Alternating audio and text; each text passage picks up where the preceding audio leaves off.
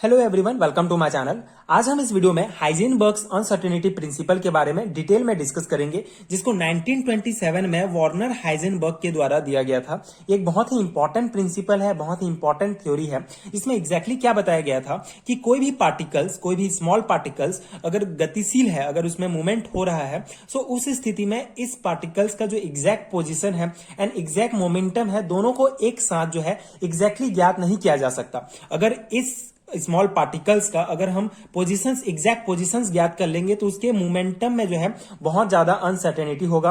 अगर हम उसका मोमेंटम एग्जैक्ट ज्ञात कर लेंगे तो उसके पोजीशंस में अनसर्टेनिटी होगा।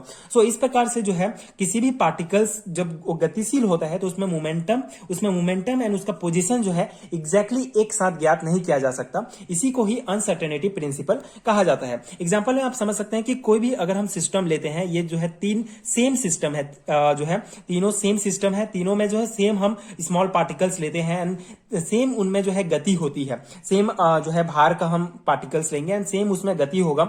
सो अगर हम इन तीनों सिस्टम में अगर हम किसी पार्टिकल्स का पोजीशन एग्जैक्ट ज्ञात कर लेंगे तो तीनों में मोमेंटम डिफरेंट होगा।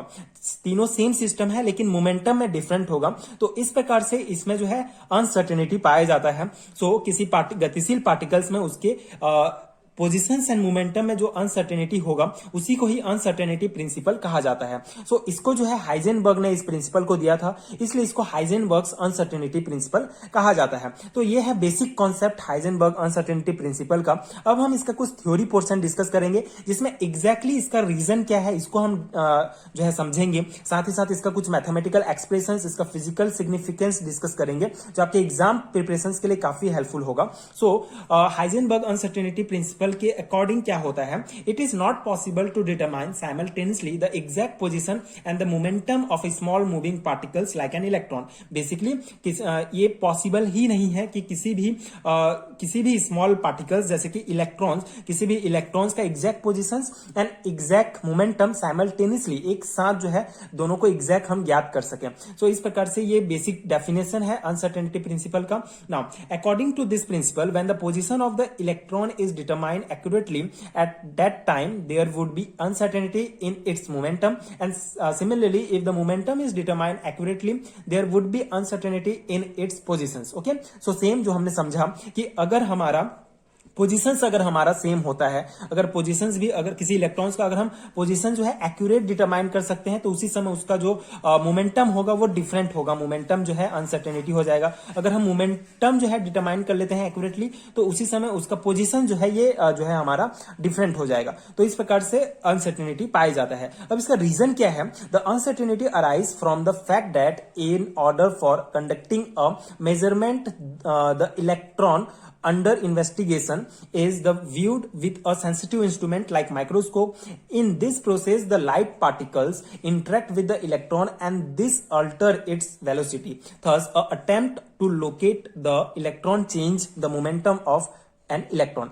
बेसिकली क्या है कि इसका मेन रीजन क्या है, जो जब किसी भी इलेक्ट्रॉन का बहुत ही सेंसिटिव इंस्ट्रूमेंट जैसे कि माइक्रोस्कोप के साथ जब इसको अध्ययन किया जाता है, अंडर इन्वेस्टिगेट किया जाता है, तो ये देखा जाता है कि इलेक्ट्रॉन में जब लाइट पार्टिकल्स, जब इलेक्ट्रोमैग्नेटिक रेडिएशन डाला जाता है, सो फोटोन के कारण इसके वेलोसिटी जो है चेंज हो जाता है। ये इलेक्ट्रॉन जो है खुद मूवमेंट में होगा, खुद गतिशील होगा, तो उसी समय जब इसमें लाइट पार्टिकल से फोटोन डाला जाता है तो इसके वेलोसिटी जो है, इसी कारण जो है इसका जो वेलोसिटी होगा, जो इसका मोमेंटम होगा, ये चेंज हो जाता है। तो ये एक इंपॉर्टेंट रीजन है अनसर्टेनिटी का। सेकंड रीजन ये है कि जैसे कि हम डी ब्रॉगली थ्योरी जब हमने डिस्कस किया था पिछले वीडियो में, डी ब्रॉगली थ्योरी के बारे में मैंने डिटेल में समझाया है। अगर आपने वीडियो नहीं देखा है तो आपको लिंक मिलेगा, आप जाके देख सकते हैं। सो इसमें क्या था, बेसिकली डी ब्रॉगली में हमने देखा था कि कोई भी पार्टिकल्स, स्मॉल पार्टिकल्स है, उसके दो नेचर होते हैं, एक तो पार्टिकल्स नेचर होगा एंड दूसरा उसका वेव नेचर होगा। सो अनसर्टेनिटी का एक इंपॉर्टेंट कारण ये हो सकता है कि वेव नेचर, ये बताया गया है कि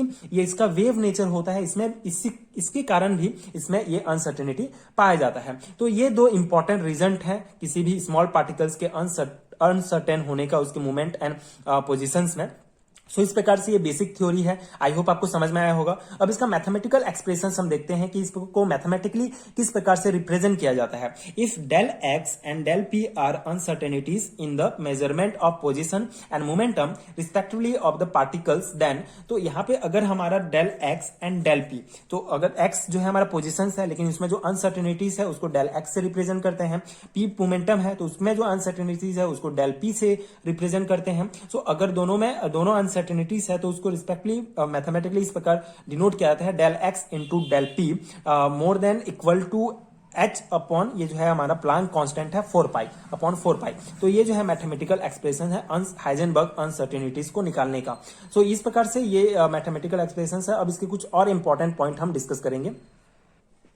So, according to Heisenberg's uncertainty principle, a small particles like electrons suffer a change in velocity and path due to the impact of photon of light used to observe it. But if the object is of reasonable size, its position and velocity will not be altered by impact of light photon. Hence, it will be possible to know precisely both the position and velocity of the object. Basically इसमें ये बताया गया है इस point में कि Heisenberg uncertainty principal से हमने ये देख लिया कि कोई भी स्मॉल पार्टिकल्स के जो उसके पोजिशंस एंड उसके मोमेंटम जो है ये सेम नहीं हो सकता। लेकिन अगर हमारा जो कोई भी पार्टिकल, जैसे स्मॉल पार्टिकल्स में ये केस होता है, लेकिन अगर हम कोई रीजनेबल साइज का अगर बड़ा पार्टिकल्स हम लेते हैं तो उस स्थिति में जो है फोटोन से इफेक्ट नहीं होगा। जैसे ये स्मॉल पार्टिकल्स फोटोन से इफेक्ट होकर उसमें अनसर्टेनिटी पाए जाते हैं, लेकिन अगर हम रीजनेबल साइज का कोई पार्टिकल्स लेते हैं तो वे फोटोन से जो है बिल्कुल भी जो है ये इफेक्ट नहीं होंगे।